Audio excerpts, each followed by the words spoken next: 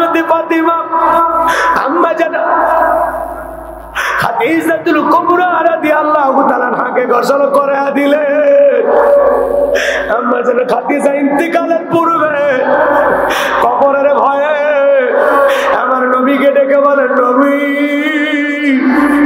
দীর্ঘদিন আপনার সংসার করলাম, হঠাৎ করে না জানি কোন দিন বিদায় হবে, কোন দিন আমি মারা যাই নবী জানি না। আমি আপনার কাছে কয়েকটা জিনিস চাইব নবী গো। আমার ইন্তিকালের পরে এক নাম্বার আপনার একটা জুব্বা আছে নবী গো। ও নবী এই জুব্বাটা দিয়া আমার কাপড়ের কাপড় বানায়া দেবেন। ও নবী দুই নাম্বার দাবি আপনি নিজে জানাজার ইমামতি করবেন, আমার কবর একটু গড়াগড়ি দিবেন। তিন নাম্বার দাবি গো নবী যতক্ষণ পর্যন্ত কবরের সলজব না হবে ততক্ষণ পর্যন্ত আপনি আমার কবর থেকে সরে আসবেন না। হযরতে খাদিজাতুল কুবরা রাদিয়াল্লাহু তাআলা কেমন ভাগ্যবতী রমণী, যেই নারীটাকে আসমানের মালিক আল্লাহ সালাম দিয়েছিলেন। সুবহানাল্লাহ। সে আম্মা জান খাদিজা কবরে যাওয়ার সময় বড় ভয় করে। মা বোন যারা আলোচনা শুনতেছেন বা একটু মনোযোগ দিয়ে শোনেন যে কথা বলতে চাচ্ছিলাম। আম্মা জান খাদিজার ইন্তিকাল হয়ে গেল। নবীজির কাছে যা যা চেয়েছিলেন আমার নবী ডেকে বলে, মা ফাতিমা আমার এই জুব্বাটা তোমার মাকে গোসল করায়া দাও, দাও পরাইয়া দাও। হযরতে ফাতিমা আম্মা জান খাদিজাতুল কুবরা রাদিয়াল্লাহু তাআলা আনহা গোসল করায়া দিলেন। নবীজির জুব্বা শরীরে কাপড়ের কাপড় বানায়া পরাইয়া দিলেন। আমার নবীজি নিজে জানাজার ইমামতি করলেন, কবরের ভিতরে ঘোরাঘুরি করলেন। লাশটা কবরে রাখার পর আম্মা জান খাদিজাতুল কুবরাকে কবরে রাখার পর কবরে মাটি দেওয়া হলো। সাহাবায়ে কেরাম একে একে চলে যায়। ডেকে বলে, নবী আপনি কি যাবেন না? আমার নবী ডেকে বলে, যাও যাও তোমরা চলে যাও, আমি আমার খাদিজার কাছে ওয়াদা দিয়েছি যতক্ষণ পর্যন্ত কবরের সলজব না হবে ততক্ষণ পর্যন্ত আমি কবর থেকে সরতে পারবো না। আমার ভাইয়ের আমার নবী আম্মা জান খাদিজাকে বড় ভালোবাসতেন। আম্মা জান খাদিজা রাসূলকে বড় ভালোবাসতেন। কোনদিন নবীকে না খাওয়ায়া নিজে খাবার খাইতেন না। বলেন সুবহানাল্লাহ। রসুলকে খাবার না খাওয়ায়া আম্মা জান খাদিজা কখনো খাবার খান না। সুবহানাল্লাহ। এমন বউ কি এখন পাওয়া যায়? এমন আদর্শের নারী কি এখন আছে? একটু মনোযোগ দিয়ে শোনেন আমার ভাইয়েরা। আল্লাহ যুবকদের হেদায়েত দান করুন। আরো আস্তে কোন আমি দিন আস্থা খায়া দেখে বাসর করে তার প্রিয়তমা স্ত্রী নামাজ আদায় করে। এমন দৃশ্য দেখার পরে মনটা ভইরা গেছে। বিবি যখন নামাজ আদায় করা শেষ হয়ে গেল, দেখেন বাসর করে নামাজ। সুবহানাল্লাহ বলেন। নতুন জীবন শুরু করতেছেন, 2 রাকাত নফল নামাজ পড়ে শুরু করেন, আল্লাহর কাছে দোয়ার মাধ্যমে শুরু করেন। কথা বলেন ঠিক কি না? গাব্বাস নাকি লাফালাফি না সানাস এগুলো থেকে আল্লাহ যুব সমাজকে হেদায়েত দান করেন। জোরে বলেন আমিন। এবার আমর বিনাস বাসর করে প্রবেশ করার পর স্বামী স্ত্রীর মধ্যে সালাম আদান প্রদান হয়ে গেল। এইবার প্রিয়তম স্ত্রী মুখের ঘোমটা তোলার পর এক নজর তাকায়া মনের ভিতরে কষ্ট নিয়ে বাসর ঘর থেকে বের হয়ে আসলেন। প্রিয়তম স্ত্রী মনে মনে ভাবে, আমি তো স্বামীকে কিছুই বললাম না, কেন আমার স্বামী ঘর থেকে বের হয়ে গেল? বিষয়টা আমি বুঝতে পারলাম না। ভালো করে বুঝবেন। এইবার মেয়েটা এক পা দুপা করে ঘরের দুয়ারে এসে তাকায় দেখে স্বামী বাড়ির বাইরে বারান্দাতে দাঁড়িয়ে আছে। ডেকে বলে, স্বামী জীবনে কোনোদিন কোনো পুরুষ আমাকে স্পর্শ করে নাই, আমি কোনো পুরুষের চেহারাও দেখি নাই, আপনি আমার জীবনের প্রথম পুরুষ। শুনেছি আপনি আল্লাহর অনেক বড় ওলি। যদি আজকে আপনি আমার হক না আদায় করেন, কঠিন কিয়ামতের ময়দানে আমি আল্লাহর দরবারে আপনাকে আসামি বানাবো। আল্লাহর ওলির অন্তরে ভয়। বাসর ঘরে প্রবেশ করলেন, বিবির সাথে ভালোবাসা বিনিময় হয়ে গেল। এইবার ভালোবাসা বিনিময় করার পর পরের দিন সকালবেলা উঠে চলে গেল এক নয় দুই নয় 25টা বছর অতিবাহিত হয়ে গেল, আর বিবির কাছে আসে না, বইয়ের খবর নেয় না। 25 বছর পরে তাদের দাম্পত্য জীবনের কি ঘটনা ঘটে আপনারা কি একটু শুনবেন? 25 বছর কেন স্ত্রীর কাছে আসলেন না, 25 বছর পরে কিভাবে পরিচয় হয় আপনারা কি একটু শুনবেন? কারা কারা একটু হাত তোলেন তো দেখি। লিল্লাহে তাকবীর। তাহলে হযরত ওমর ফারুকের কথা মনে আছে না নাই? ছেলের বউকে চয়েস করতেছেন তাকওয়া দেইকা। এজন্য বাজার গো আমার, তাকওয়া মানে অন্তরে আল্লাহর ভয়। যার অন্তরে আল্লাহর ভয় আছে, যে নেককার দিনদার নামাজি, এমন মেয়ে যদি ছেলের বউ হয় আপনার ঘরে আসে, যে মেয়ে মুখ দিয়ে কোরআন তিলাওয়াত করে, মাথা নত করে আল্লাহকে সিজদা দেয়, পর্দা করে বাইরে যায়, এমন পুত্রবধূ কোনোদিন শ্বশুরকে গালিগালাজ দেবে না। কথা বলেন ঠিক কিনা? ভালো করে বোঝার চেষ্টা করবেন, সামনের দিকে যায়। আল্লাহ বলেন আল্লাযীনা ইযা যুকিরাল্লাহু ওয়াজিলাত কুলুবুহুম, যারা ঈমানদার তাদের সামনে যখন আমি রবের নাম উচ্চারণ করা হয়, ভয় তাদের অন্তরাত্মা কেঁপে ওঠে। তাহলে আপনার আমার অন্তরে একমাত্র ভয় থাকতে হবে কার? যাদের অন্তরে ভয় আছে আল্লাহ, তারা দুধে পানি মিশাবে না, খাদ্যে ভেজাল দেবে না, ওজনে কম দেবে না। খাদ্যে ভেজাল দেওয়ার ঘটনা সমাজে আছে না নাই? সিন্ডিকেটের মাধ্যমে খাদ্যে ভেজাল দিয়া প্রত্যেকটা জিনিসের দ্রব্যমূল্যের ঊর্ধ্বগতি, বাজারে আগুন লাগায়, মাল মজুত করে, 10 টাকার জিনিস 30 টাকা বাজারে দাম বাড়ায় দেয়। এরকম সমাজে আছে না নাই? যারা সিন্ডিকেটের মাধ্যমে প্রত্যেকটা জিনিসের দাম বাড়াইয়া জনগণের প্রতি জুলুম করতেছেন, আজ হোক কাল হোক আল্লাহর দরবারে প্রত্যেকটা টাকার জবাব একদিন দিতে হবে। কথা বলেন ঠিক কিনা? মদিনার বাজারে আমার নবীজি গেলেন, বিশাল একটা খেজুরের স্তূপ। আমার নবী খেজুরের স্তূপের ভিতরে হাত ঢুকিয়ে দিলেন, ভিতর থেকে কিছু খেজুর বের করলেন, তাকায় দেখেন খেজুরগুলো ভিজা। আমার নবী ডেকে বলেন, কি ব্যাপার সাহাবী? ওপরের খেজুরগুলো শুকনো, ভিতরের খেজুরগুলো কেন ভিজা?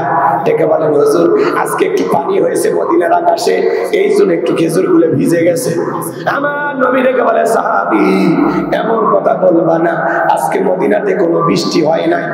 মনে রাখবা, এরকম প্রতারণা করা যাবে না। মান গাশা ফালাইসা মিন্নি, যে আমার উম্মতের সাথে প্রতারণা করে, আমার উম্মতকে ধোঁকা দেয়, সে আমার দলভুক্ত হতে পারবে না। এজন্য বাজার গো আমার, খাদ্যে ভেজাল দেওয়া যাবে না, ওজনে কম দেওয়া যাবে না। বিশেষ করে মাছের ব্যবসা যারা করে, গোছের ব্যবসা যারা করে, অনেক ক্ষেত্রে একটু ওজনে কম বেশি দেয়, এমন আছে না নাই? আবার যারা দেখবেন বাড়িতে বাড়িতে চাল ডাল ক্রয় করে, এরা নেওয়ার সময় বেশি নেয়, দেওয়ার সময় কম দেয়, আছে না নাই? বাজান গো আমার, আল্লাহর ভয় যাদের অন্তরে আছে, এরা সুদ খাইতে পারবে না, ঘুষ খাইতে পারবে না, জিনা করতে পারবে না, জমিরাল চলতে পারবে না, খাদ্যে ভেজাল দিতে পারবে না, ওজনে কম দিতে পারবে না। আল্লাহর ভয়ে সুকাল সকল গুনাহ থেকে কারা কারা নিজেকে বাঁচিয়ে রাখবেন? 2 হাত তুলে আল্লাহকে দেখান। আল্লাহর ভয়ে আজ থেকে আমরা শপথ গ্রহণ করব, কোন গুনাহ করব না। কোন গুনাহের কাজ করার আগে নিজেকে বলবে, তুমি যা করো সব কে দেখতেছে। এই চিন্তা যদি সামনে থাকে, তাহলে আপনি গুনাহ করতে পারবেন না, যে আমি যা করতেছি সব আমার আল্লাহ দেখতেছে। কথা বলে ঠিক কিনা? এবার 2 নাম্বার, আমার আল্লাহ রাব্বুল আলামিন বলেন, ওয়াস-সাবিরিনা আলা মা আসাবাহুম। আল্লাহু আকবার। আমার আল্লাহ ডেকে বলেন, যারা বিপদ আপদ মুসিবতে সবর করে, ধৈর্য ধারণ করে, ওয়াস-সাবিরিনা আলা মা আসাবাহুম, বিপদ আপদ মুসিবতে সবর করা দরকার আছে না নাই? ধৈর্য ধারণ করা দরকার আছে না নাই? জোরে বলেন, আছে না নাই? সবরকারী বান্দা হতে হবে, ধৈর্যশীল বান্দা হতে হবে। এই পৃথিবীতে ধৈর্যের পরীক্ষা দিয়েছিলেন আল্লাহর পয়গম্বর আইয়ুব আলাইহিস সালাম। একটু জোরে কোন সুবহানাল্লাহ। কি নাম বলছি? সবর। আপনি যদি ধৈর্য ধারণ করতে পারেন, আপনার জীবনে সফলতা দেবেন কে? ইন্নাল্লাহা মা'as-সাবিরিন। ধৈর্যশীল বান্দাদেরকে ভালোবাসেন কে? সবর। সবরের ফল আপনি পাবেন। আপনি যদি ধৈর্য ধারণ করতে পারেন, সফলতা আপনার আসবেই ইনশাআল্লাহ। মানে কোন মানুষ যদি সবর করে, ধৈর্য ধারণ করে, আল্লাহ তাকে বিমুখ করে না, এর পুরস্কার আল্লাহ তাকে দেয়। বলেন না কেন? সবরের পুরস্কার কে দেয়? আরো জোরে বলেন, কে দেয়? একটু খেয়াল করেন, ওয়াস-সাবিরিনা আলা মা আসাবাহুম। মুমিন জীবনের সবচেয়ে গুরুত্বপূর্ণ একটা পয়েন্ট হলো সবর, ধৈর্য ধারণ করা। কথা বলেন না কেন? একটু মনোযোগ দিবেন, এদিকে খেয়াল করেন। আল্লাহর পয়গম্বর আইয়ুব আলাইহিস সালাম কতটা সবরকারী এবং ধৈর্যশীল পয়গম্বর ছিলেন, একটু খেয়াল করেন। পয়গম্বরের টাকা পয়সা সোনা দানা কোনো কিছুর অভাব নাই, তারপরে সবসময় জবান দিয়ে জিকির করেন কা? আরেকটু জোরে বলেন কা? শয়তান একদিন আল্লাহ তাআলাকে ডেকে বলেন, আল্লাহ আইয়ুব আলাইহিস সালামের সবকিছু আছে, তার টাকা পয়সা ধন দৌলত ক্ষেত খামার কোনো কিছুর অভাব নাই, বিবি সন্তান, এই জন্য বসে বসে আপনার জিকির করেন। এগুলো যদি কেড়ে নেওয়া হয় আপনার পয়গম্বর আইয়ুব আপনাকে ভুলে যাবে। জোরে বলা যাবে না নাউজুবিল্লাহ? আমার ভাইয়েরা, এই কথা যখন শয়তান বললেন, আমার আল্লাহ ডেকে বলে, শয়তান রে, আমার পয়গম্বর আইয়ুব আমাকে কখনো ভুলে যেতে পারে না। শয়তান ডেকে বলে, আল্লাহ তাআলা একটু ওয়াদা দেন, একটু পরীক্ষা করি। আমার আল্লাহ ডেকে বলে, যাও পরীক্ষা করে দেখতে পারো, কিন্তু আমার আইয়ুব কখনো আমাকে ভুলে যাবে না, জিকির বন্ধ করবে না। বলেন সুবহানাল্লাহ। এইবারে বাজান গো, আমার আল্লাহর পয়গম্বর আইয়ুব আলাইহিস সালামের ফসলের মাঠে যত ফসল ছিল সব ফসল নষ্ট কইরা মানুষের সুরত নিয়া শয়তান যায় বলে, ও পয়গম্বর, তোমার ফসলের জমিতে যত ফসল ছিল সব ফসল নষ্ট হয়ে গেছে, একটু ফসল নাই। আল্লাহর পয়গম্বর ডেকে বলে, এতদিন এই জমিগুলো থেকে যে আল্লাহ তাআলা ফসল দিয়েছিল, সে আল্লাহ তাআলার হুকুমে এই বছর যেহেতু আমি ফসল পাবো না, এতে আমার আফসোস নাই, মন খারাপ নাই, আমি শুকরিয়া আদায় করে পড়ছি আলহামদুলিল্লাহ। ফসল নষ্ট হয়ে গেছে, তারপরে কি বলে? কথা কয় না। আর আপনি আমি জমির ধান পাইকে গেছে, বোঝেন তো? ভাষা বোঝেন নাকি? আমার ভাষা বোঝেন না? জমির ধান কি হয়েছে? পাইকে গেছে। আপনি হয়তো বা 2 দিন পর কামলা দিয়া বা কৃষিক্ষেত্রে লোক লাগাইয়া এই ধানগুলো কেটে বাড়িতে নিয়ে আসবে, কিন্তু ঠিক আল্লাহর কাছে দোয়া করে বলতেছেন, আল্লাহ একটু জমির ধানগুলো যেন খারাপ থাকে। আপনি যেদিন কামলা লাগাবেন তার আগের দিন, মাঠে লোক লাগাবেন তার আগের দিন একটু হালকা বৃষ্টি হইয়া, একটু হালকা ঝড় তুফান হইয়া জমির ধানগুলো পড়ে গেছে। আপনি সকালবেলা ফজরের নামাজ পড়ে জমিতে যা দেখেন খারাপ ধান কি হয়ে গেছে, পড়ে গেছে, শুয়ে আছে। এই দৃশ্য থেকে মাথার টুপি খুলে বলে, আল্লাহ এটা একটা কাম করলে। কথা কয় না? এরকম মুসলমান আছে না? নাই? আচ্ছা বলেন তো, ঝড় তুফানে আপনার জমির ধান যদি 2-1 মণ পরেও যায় ঝড় তুফানে, হয়তো 25 মণের জায়গায় আপনি 23 মণ পাইলেন, আল্লাহ যদি চাই পরের বছরে ওই জমিতে 30 মণ দেওয়ার ক্ষমতা আল্লাহর আছে না নাই? আপনার রিজেকে, আপনার তকদিরে যতটুকু আছে ততটুকু ফসল আপনার ঘর পর্যন্ত পৌঁছায়া দিবেন কি? আপনার রিজেকে যা আছে ততটুকুই আপনি পাবেন। তাহলে আপনি শুকরিয়া আদায় করবেন কা? আর আপনি কি কোন আল্লাহ এটা কাম করলে কি সবরকারী হওয়া যাবে? তো খালি ওয়াজ এমনি গল্প করতেছি না, এখান থেকে শিক্ষা আছে না নাই? আসসাবিরিনা আলা মা আসাবাহুম, বিপদ আপদ মুসিবতে সবর করা লাগবে, ধৈর্য ধারণ করা লাগবে। কথা বলে ঠিক কি না? তাহলে ফসলের জমির যদি একটু অনিশ হয়ে যায় তারপরেও কি আলহামদুলিল্লাহ, আল্লাহ আমার রিজেকে যা আছে আমি তাই পাবো। কথা বলেন ঠিক কি না? এরপরে শোনেন,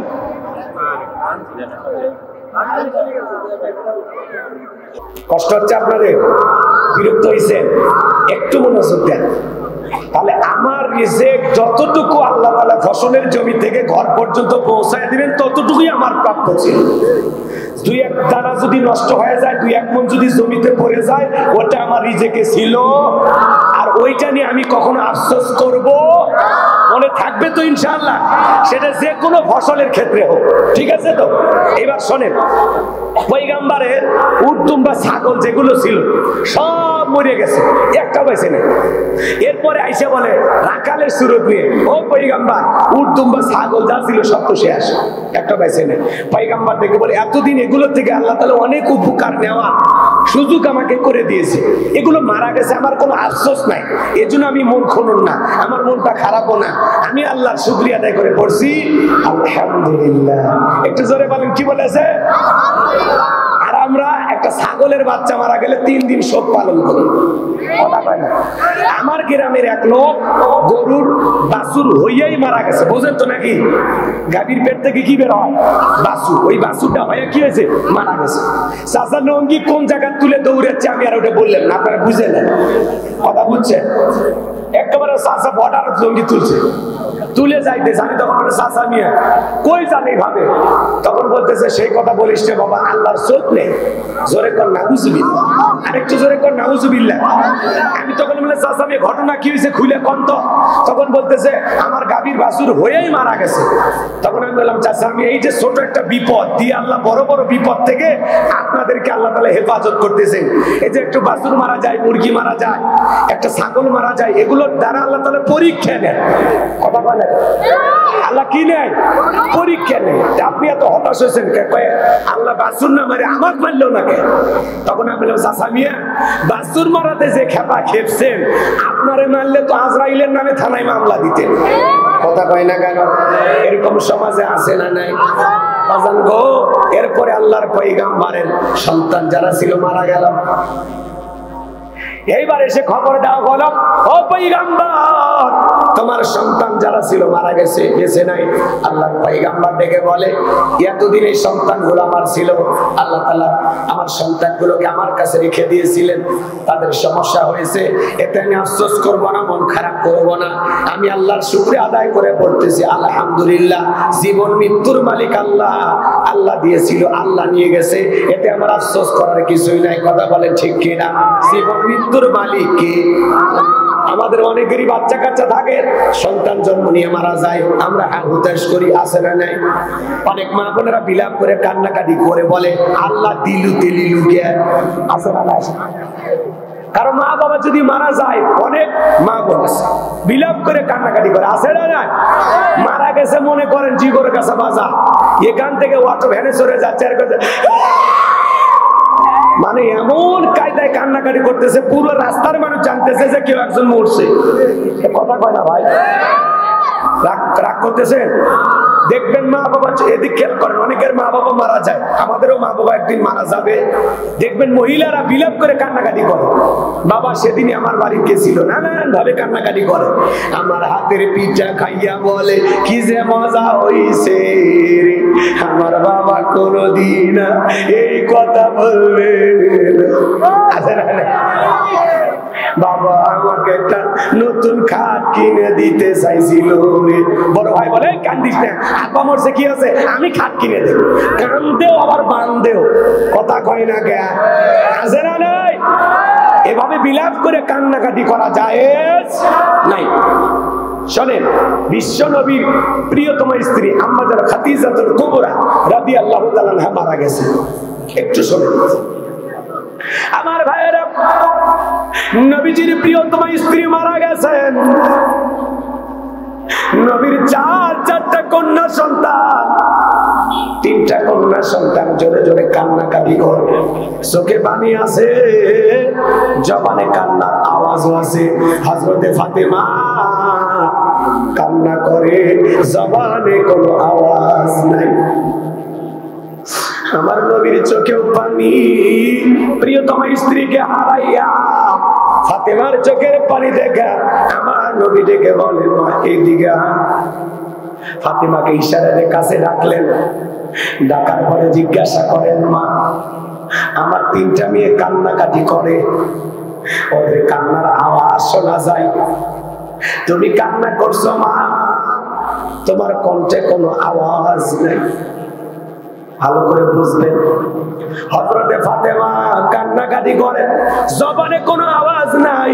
মা বোন যারা বৈশা বৈশা আলোচনা শুনতেছেন, মা আপনার মা মারা যায়, বাবা মারা যায়, আত্মীয় স্বজন যেই মারা যায়, স্বামী মারা যায়, আপনি কান্না করবেন ফাতেমার মতো, চোখে পানি বের হবে, জবান দিয়ে কোনো অহেতুক আওয়াজ বের হবে না। কথা বলেন ঠিক কিনা? কি খায়া মরছে, কোন দিন আসছিল বাড়ির বেড়াবা, এগুলো ঘটনা কইরা অনেক মহিলা দেখবেন কান্নাকাটি করতে করতে কাপড় কোন দিক যা তাও টের পায় না। হাজার হাজার মানুষ এসে বেপরদায় ওরে দেখে, কথা পায় না তো, পাগলি খালি কান দিলে হবে। রাগ করতেছে, মন খারাপ করেছে। ফাতিমা তোমার মা খাদিজা ইন্তিকালের পূর্বে আমার কাছে বলে গেছে আমার চারটা কন্যা সন্তান আছে, আমার সার্গের মধ্যে ফাতিমা যেন আমার গোসল করাইয়া দেয়। সুবহানাল্লাহ বলো। মেয়ে যেন আরে গোসল করায় দেয়, আমার ফাতেমা যেন আমাকে গোসল করায় দেয়। ও মা, তোমার মা মারা গেছে, যাও যাও তুমি তোমার মায়ের জন্য গোসল করায় দাও। হযরত ফাতেমা আম্মা জান খাদিজাতুল কুবরা রাদিয়াল্লাহু তাআলা আনহাকে গোসল করায় দিলেন। আম্মা জান খাদিজা ইন্তিকালের পূর্বে কবরের ভয়ে আমার নবীকে ডেকে বলেন, নবী দীর্ঘদিন আপনার সংসার করলাম, হঠাৎ করে না জানি কোন দিন বিদায় হবে, কোন দিন আমি মারা যাই নবী জানি না। আমি আপনার কাছে কয়েকটা জিনিস চাইব নবী গো।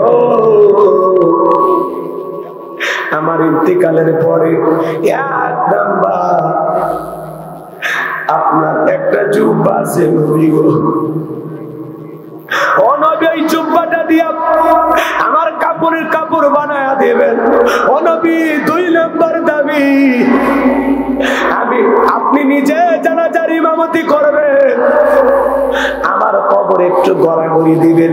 তিন নাম্বার দাবি গো নবী, যতক্ষণ পর্যন্ত কবরের সলজব না হবে ততক্ষণ পর্যন্ত আপনি আমার কবর থেকে সরে আসবেন না। হযরত খাদিজাতুল কুবরা রাদিয়াল্লাহু তাআলা কেমন ভাগ্যবতী রমণী, যেই নারীটাকে আসমানের মালিক আল্লাহ সালাম দিয়েছিলেন, সুবহানাল্লাহ। সে আম্মা জান খাদিজা কবরে যাওয়ার সময় বড় ভয় করে। মা বোন যারা আলোচনা শুনতেছেন বা একটু মনোযোগ দিয়ে শোনেন, যে কথা বলতে চাচ্ছিলাম। আম্মা জান খাদিজার ইন্তিকাল হয়ে গেল, নবীজির কাছে যা যা চেয়েছিলেন আমার নবী ডেকে বলে, মা ফাতিমা আমার এই জুব্বাটা তোমার মাকে গোসল করায়া দাও, দাও পরাইয়া দাও। হযরত ফাতিমা আম্মা জান খাদিজাতুল কুবরা রাদিয়াল্লাহু তাআলা আনহা গোসল করায়া দিলেন। নবীজির জুব্বা শরীরে কাপড়ের কাপড় বানায়া পরাইয়া দিলেন। আমার নবীজি নিজে জানাজার ইমামতি করলেন, কবরের ভিতরে ঘোরাঘুরি করলেন। লাশটা কবরে রাখার পর আম্মা জান খাদিজাতুল কুবরাকে কবরে রাখার পর কবরে মাটি দেওয়া হলো। সাহাবায়ে কেরাম একে একে চলে যায়, ডেকে বলে, নবী আপনি কি জানেন না? আমার নবী ডেকে বলে, যাও যাও তোমরা চলে যাও, আমি আমার খাদিজার কাছে ওয়াদা দিয়েছি যতক্ষণ পর্যন্ত কবরের সলজব না হবে ততক্ষণ পর্যন্ত আমি কবর থেকে সরতে পারবো না। আমার ভাইয়ের, আমার নবী আম্মা জান খাদিজাকে বড় ভালোবাসতেন, আম্মা জান খাদিজাও রাসূলকে বড় ভালোবাসতেন। কোনদিন নবীকে না খাওয়ায়া নিজে খাবার খাইতেন না, বলেন সুবহানাল্লাহ। রসুলকে খাবার না খাওয়ায়া আম্মা জান খাদিজা কখনো খাবার খান না, সুবহানাল্লাহ। এমন বউ কি এখন পাওয়া যায়? এমন আদর্শের নারী কি এখন আছে? একটু মনোযোগ দিয়ে শোনেন আমার ভাইয়েরা। আসমান থেকে ফেরেশতা আসে না, অনেকটা সময় অতিবাহিত হয়ে যায়। জিবরাইল এসে বলে, নবী আপনি কেন দাঁড়িয়ে আছেন? আমার নবী ডেকে বলে, জিবরাইল আমি আমার খাদিজার কাছে ওয়াদা দিয়েছি কবরের সলজব না হওয়া পর্যন্ত আমি এখান থেকে যাব না। আমার ভাইরা জিবরাইল এসে বলে, নবী যেদিন খাদিজাতুল কুবরা রাদিয়াল্লাহু তাআলা কবরের সলজবের ভয়ে কান্নাকাটি করেছিল, সেদিনই খাদিজার কবরের সলজব আমার আল্লাহ কবুল করে নিয়েছেন। আমার আল্লাহ আমাকে জানিয়ে দিয়েছেন হযরতে খাদিজার কবরে আসমান থেকে কোনো ফেরেশতা আসবে না কবরের সলজব নেওয়ার জন্য। আমার আল্লাহ খাদিজার কবরের সলজবকে কবুল করে নিয়েছে। সুবহানাল্লাহ, জোরে বলেন। শেখ খাদিজার ইন্তেকালের সময় ফাতেমা কান্না করে, জবান দিয়ে কোনো আওয়াজ বের হয়নি। মা বোন যারা বসে আলোচনা শুনতেছেন, মা কেউ যদি মারা যায় খবরদার বিলাপ করে কান্নাকাটি করবেন না। আল্লাহ মা বোনদের হেদায়েত দান করে, জোরে বলেন আমিন। এইবার শয়তান ডেকে বলে, আল্লাহ অনেক কিছু পরীক্ষা করে দেখলাম, তোমার আইব তো তোমার জিকির ছাড়ে না, দেহটা ভালো আছে তো এই জন্য আপনার জিকির করে, অসুস্থ হইলে আপনাকে ভুলে যাবে। আমার আল্লাহ ডেকে বলে, ইবলিস শয়তান, আমার আয়ু অসুস্থ হলে আমাকে ভুলে যাবে না। বলে আল্লাহ তাহলে পরীক্ষা নেওয়ার জন্য একটু অসুস্থ হওয়ার সুযোগ করে দেন। ভালো করে বোঝেন, আমার আল্লাহ বলে যা সুযোগ দিলাম। এইবার আল্লাহর পয়গাম্বর আইয়ুব আলাইহিস সালামের দেহের ভিতরে ঘা দেখা দিল, ঘা, পুরোটা শরীর অসুস্থ, 1 নয় 2 নয় 18 বছর আল্লাহর পয়গাম্বর অসুস্থ। সুবহানাল্লাহ বলবেন না? কত বছর? তারপরে প্রিয়তম স্ত্রী রহিমা তার খেদমতে নিয়োজিত, স্বামীকে ফেলায় যায় না। এখন তো আপনি আমি যদি 6 মাস অসুস্থ থাকি, 1 বছর অসুস্থ থাকি, বইয়ের যে মেজাজ, কথা বল না কেন? কোন স্বামী যদি 6 মাস 1 বছর অসুস্থ থাকে কি মেজাজ দেখায়, দেখেন না? ওই ঔষধটা খাও, খায় একটু উদ্ধার করো, মরণের রোগ হয়েছে, মরেও না, আছে না নাই? ঔষধও খাওয়ায় আবার মরণের দোয়া করে, এরকম আছে না নাই? আরে ভাই 18 বছর তো দূরের কথা, এখন যদি আপনি আমি 5-7 বছর অসুস্থ হয়ে হাসপাতালে পড়ে থাকি, এখনকার যে ডিজিটাল মহিলা আর ডিজিটাল মা বোন দেখবেন 6 বছর পর সুস্থ হইয়া আপনার বউ আর একটা স্বামীর সংসার করিয়া 4টে বাচ্চার মা হয়ে গেছে। এখন আর 18 বছর সেবা করা রহিমা সুন্দরী বাবা যাবে না। কথা কর, রাগ করতেছেন আপনারা? করেন, কোনো সমস্যা নেই আমার ভাইয়েরা। একদিন শয়তান রাস্তার মধ্যে রহিমাকে আটকায়া যুবকের সুরতে ধোকা দেয়া বলেন, ও রহিমা সুন্দরী, অসুস্থ স্বামী আইয়ুবের সেবা করে কি লাভ? নিজের জীবনটা উপভোগ করার জন্য আর একটা বিয়ে করো। কি করো? আর একটা বিয়ে করো। এই কথা শোনার পর পয়গম্বর স্ত্রী যা বলে, স্বামী আমার, রাস্তার মধ্যে একটা যুবক আমাকে ডেকে বলে, অসুস্থ স্বামীর সেবা করে কি লাভ, তুমি আর একটা বিয়ে করে নাও। এই কথা স্বামীর কানে যা পৌঁছায়া দিলেন, আল্লাহর পয়গম্বর আইয়ুব আলাইহিস সালাম ডেকে বলে, বিবি রে, ওইটা কোনো যুবক না, ওইটা হলো ইবলিস, শয়তান। যুবকের সুরতে একজন বিয়ের কথা বলে, সেই কথা স্বামীর কানে পৌঁছায়া দেয়।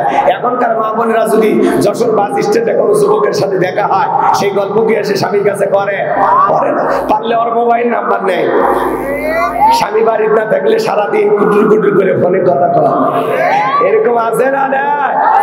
আল্লাহ মা বোনদের হেদায়েত দান করে, জোরে বলেন আমিন। আমার ভাইয়েরা, আল্লাহর পয়গম্বর আইয়ুব আলাইহিস সালাম অসুস্থ, 18টা বছর ধরে অসুস্থ, পয়গম্বরের পুরোটা দেহের ভিতরে ঘা। এরপরে পয়গম্বর আল্লাহর জিকির বন্ধ করেন। আল্লাহর পয়গম্বরের জিহ্বার ভিতরে যখন ঘা দেখা দিল, আল্লাহর নবী আইয়ুব আলাইহিস সালাম তাকায় দেখে এইবারে জিহ্বার ভিতরে ঘা। আল্লাহর পয়গম্বর তখন কি করেছিলেন জানেন? আমার আল্লাহ রাব্বুল আলামিন বলেন, ওয়া আইয়ুবা ইযনাদা রাব্বাহু আন্নী মাসানিয়া দুররু ওয়া আনতা আরহামুর রাহিমিন। আমার আল্লাহ ডেকে বলেন, স্মরণ করে আইয়ুবের কথা। যখন আইয়ুব আলাইহিস সালাম অসুস্থ থাকা অবস্থা আল্লাহর কাছে বলেন, ওয়া আনতা আরহামুর রাহিমিন, আপনি তো দয়ালুর মধ্যে সর্বশ্রেষ্ঠ দয়ালু। সুবহানাল্লাহ। পয়গম্বরের কথা বলার ধরনটা কত সুন্দর জানেন? কি বলতেছে? ওয়া আনতা আরহামুর রাহিমিন, আপনি দয়ালুর মধ্যে সর্বশ্রেষ্ঠ দয়ালু। সুবহানাল্লাহ বলেন। ডাইরেক্ট বলতেছেন আল্লাহ জিহ্বাতে ঘা ভালো করে দেন, আমি অসুস্থ সুস্থ বানায় দেন, এই কথা বলতেছেন। কি বলেন? আপনি দয়ালুর মধ্যে সর্বশ্রেষ্ঠ দয়ালু, এই কথা বলেন।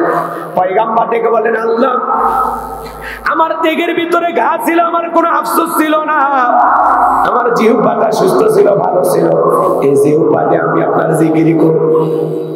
আমার জিহ্বার ভিতরে ঘা দেখা দিয়েছে, জিহ্বা নাড়াইতে বড় ব্যথা হয়।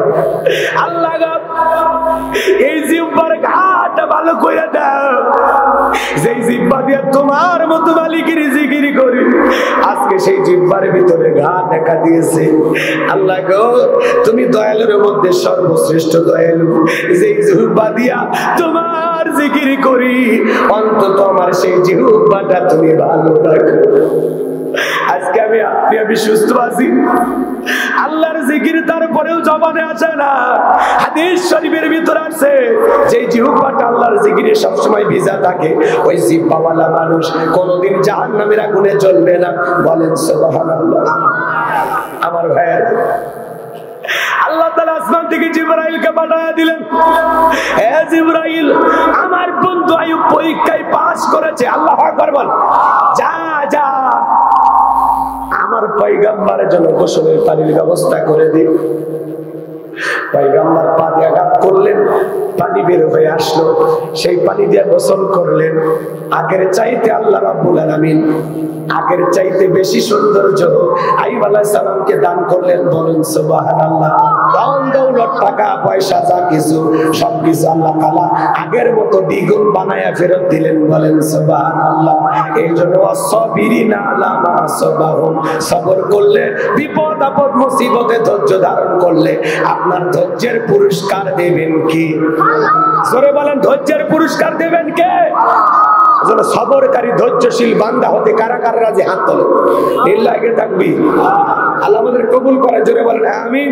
ওয়াল মুকিমিস সালাত, নামাজ কায়েম করতে হবে। অমিম্মা রাযাকনাহুম ইউনফিকুন, আল্লাহ তাআলা যে রিজিক দিয়েছেন নিজেও খাবো, সেখান থেকে ব্যয় করব। যাই হোক, আরো কথা বলার ছিল, যেহেতু বুঝি না 25 বছর। আচ্ছা, এদিকে খেয়াল করেন, 2 মিনিটে যদি সুযোগ হয় আমি বলে দিচ্ছি। আসরের নামাজ আমাদের একেবারে নিকটবর্তী। আমাদের সভাপতি শ্রদ্ধাভাজন ব্যক্তিত্ব, উনি 2-1 মিনিট কথা বলেই 25 বছরের কথাটা একটু বলেন। যেহেতু ওয়াদা দিয়েছে আমি বলে দেবো ইনশাআল্লাহ। আর এই জায়গায় আসরের নামাজ হবে, পাশে মসজিদে আপনারা পড়ে নেবেন। দয়া করে কেউ ওটা বসে করেন না। এখন